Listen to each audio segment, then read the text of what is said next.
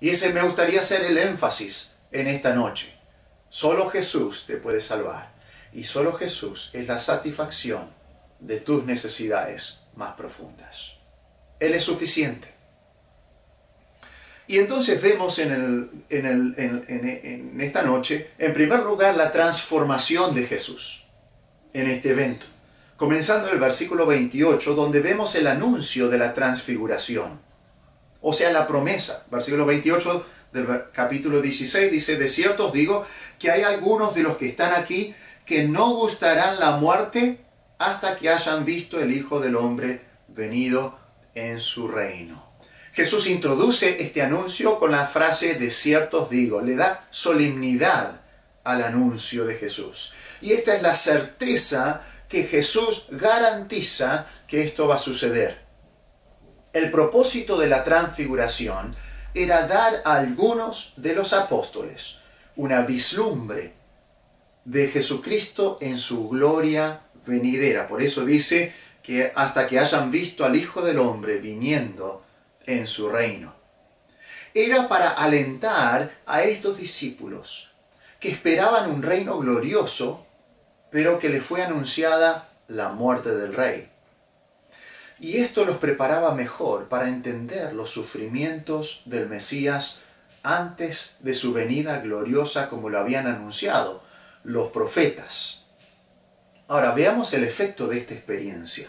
Personalmente, para estos tres apóstoles, Pedro, Jacobo y Juan, que ven a Jesucristo transfigurado, esta experiencia personalmente a ellos le habrá alimentado su fe en Jesucristo en medio de su rechazo. O sea, a medida que el Señor Jesucristo iba enfrentando rechazo, la fe de estos tres hombres era un poco más fuerte, porque había sido alimentada a través de esta experiencia. Estos eran el círculo íntimo de Jesús y posiblemente se hayan visto como líderes entre los apóstoles. Una vez Jesús le dijo a Pedro, más adelante, le dice: pero yo he rogado por ti que tu fe no falte. Y tú, una vez vuelto, confirma a tus hermanos. O sea, Jesús le estaba dejando a Pedro la responsabilidad de confirmar como líder espiritual, de confirmar a sus hermanos, que habían experimentado quizás desánimo y desilusión por la muerte del Señor. Pedro necesitaba ser fuerte y necesitaba ser alentado, que a pesar de que el Mesías sea rechazado, el mismo Jesús reinaría con poder y gloria. Y esta transfiguración alentaba a Pedro. Ahora, corporalmente o como cuerpo de apóstoles o aún todos los creyentes o discípulos, esta visión, esta transfiguración no tuvo un efecto inmediato, porque hasta la resurrección del Señor Jesucristo, este evento había quedado en secreto entre Jesús y estos tres discípulos. Es más, Marcos 9:9 nos dice que Jesús les mandó que a nadie dijesen lo que habían visto, sino cuando el Hijo del Hombre hubiese resucitado de los muertos. Pero aquí estos tres se convirtieron en testigos oculares de un evento histórico que confirmaría la venida del Señor Jesús en su reino glorioso, a pesar del rechazo del pueblo judío, del Mesías, y a pesar de la instauración de la iglesia como el pueblo de Dios. Algunos creen que la iglesia reemplaza a Israel y que la iglesia es el reino que los profetas habían anunciado. Pero estos tres no creyeron así, porque ellos vieron la vislumbre de la venida de Jesucristo con poder y con gran gloria para reinar, una pequeña vista, un pequeño gustito de lo que iba a ser el futuro. A pesar de que Jesús sea rechazado por Israel y a pesar de que instaure a la iglesia, Él va a volver para reinar. Seguramente que los discípulos habrán hablado del tema en cuanto a esta transfiguración después de la resurrección del Señor Jesús. Y ha hablado acerca de la restauración del reino. Porque ellos preguntaron específicamente en Hechos 1:6, preguntan, ¿restaurarás el reino a Israel en este tiempo? Le preguntan a Jesús. Y Pedro, Jacobo y Juan habrán compartido su experiencia viendo a Jesús transfigurado a estos discípulos que no habían visto, para que ellos también puedan creer y confiar en esa segunda venida gloriosa del Señor Jesús. Jesús escogió a estos tres quizás porque eran el círculo íntimo y porque en la ley era necesario 3 testigos para que hubiese testimonio eficaz. Deuteronomio 19:15 nos dice, no se tomará en cuenta a un solo testigo contra ninguno en cualquier delito ni en cualquier pecado en relación con cualquier ofensa cometida. Solo por el testimonio de 2 o 3 testigos se mantendrá la acusación. En la iglesia también. El Señor Jesucristo, más adelante en Mateo capítulo 18, fíjense en el versículo 16 lo que dice. Mateo 18:16 nos dice esto, mas si no te oyere, toma aún contigo a 1 o 2, para que en boca de 2 o 3 testigos conste toda palabra.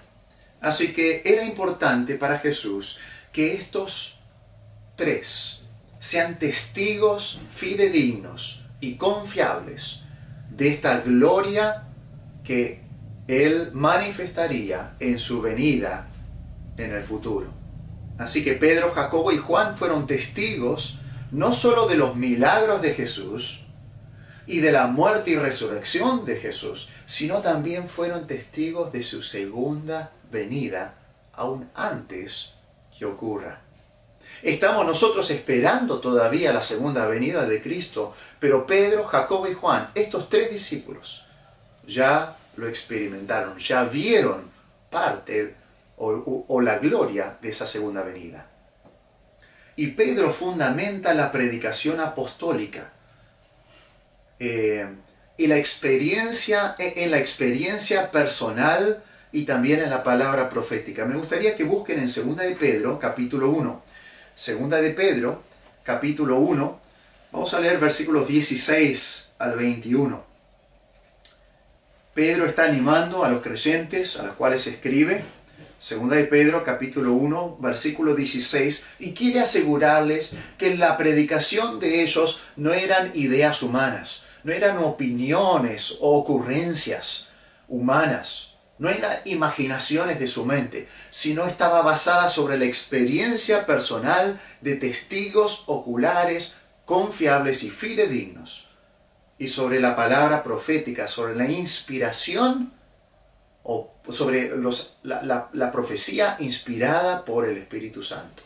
Dice así, 2 de Pedro 1:16, porque no os hemos dado a conocer el poder y la venida de nuestro Señor Jesucristo siguiendo fábulas artificiosas, sino como habiendo visto con nuestros propios ojos su majestad. Pedro dice, les hemos anunciado la venida de nuestro Señor Jesucristo con poder y con gloria, pero dice, nosotros lo vimos con nuestros propios ojos.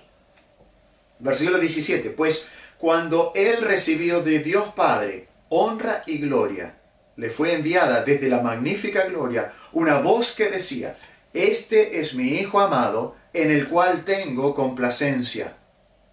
Y nosotros oímos esta voz. Cuando dice nosotros, está hablando de Jacobo y de Juan, sus compañeros apóstoles, que experimentaron esto. Y nosotros oímos esta voz enviada del cielo cuando estábamos con Él en el Monte Santo, aquel monte de la transfiguración.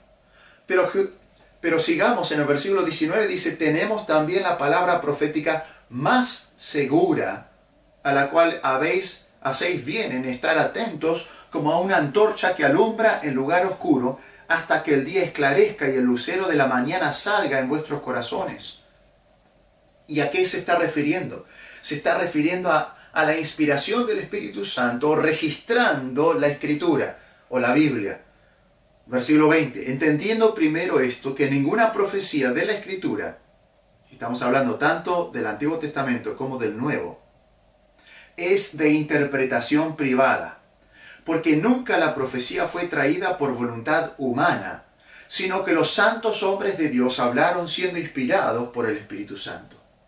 Pedro está diciendo que la predicación que ellos estaban anunciando tiene una base firme de la experiencia humana, de testigos oculares que vieron la gloria de Cristo transfigurado.